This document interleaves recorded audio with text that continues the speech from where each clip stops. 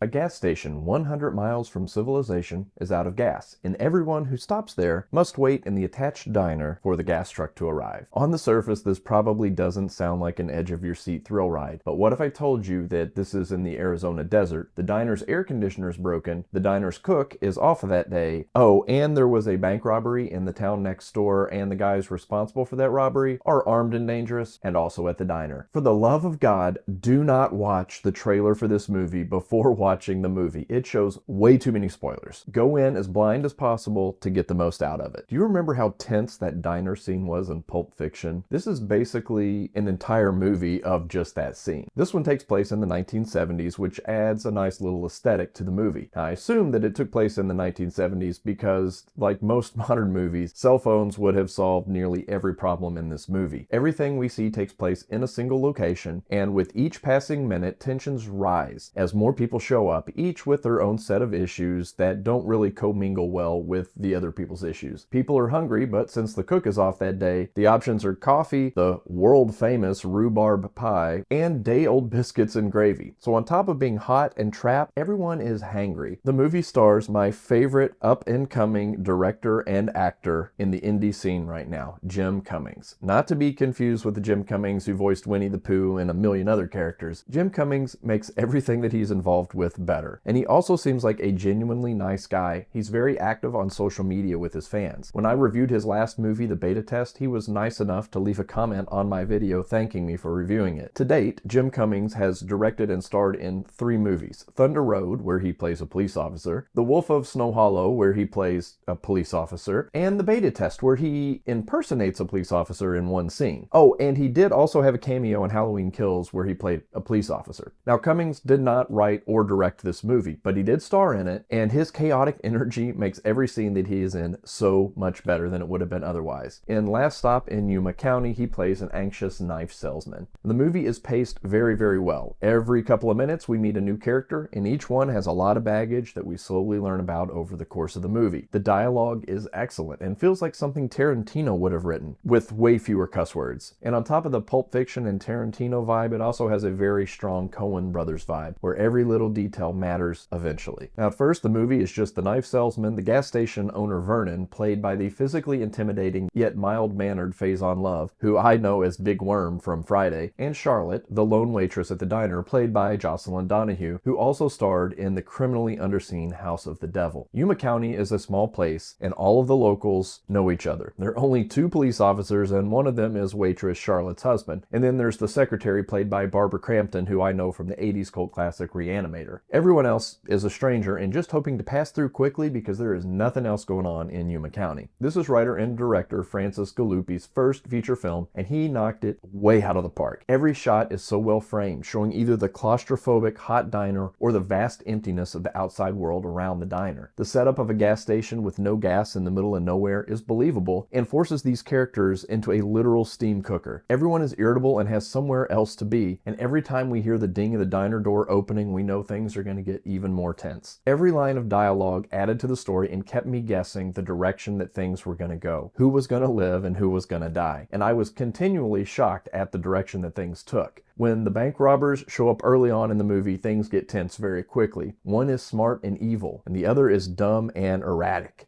Everyone knows who they are, but they are watching like hawks, so nobody can let on that they know or let the other diners know that they know. Everybody is hot and sweaty and the air feels thick. I imagine that it does not smell good inside that diner. As tense as things are, there are also some moments of levity and some well-needed humor. It isn't hilarious, but I got a couple of good chuckles. We all know Chekhov's gun, where if a gun shows up in the first act, it's going to be used at some point. But it's not always Chekhov's gun. Sometimes it's something different. And Roadhouse, we got Chekhov's monster truck, and for the first time in cinema history here in the Last Stop in Yuma County, we get Chekhov's cutlery set, and we almost got Chekhov's knitting needle. Now, I'm already ready for director Francis Galuppi's next movie, which I hear is going to be something in the Evil Dead universe, and I'm always ready to see whatever Jim Cummings is up to next. If you are in the mood for a tense, single-location movie with great writing that will keep you guessing until the very end, you cannot go wrong with the 90-minute Last Stop in Yuma County. As of now, this is probably my favorite movie I've seen in 2024.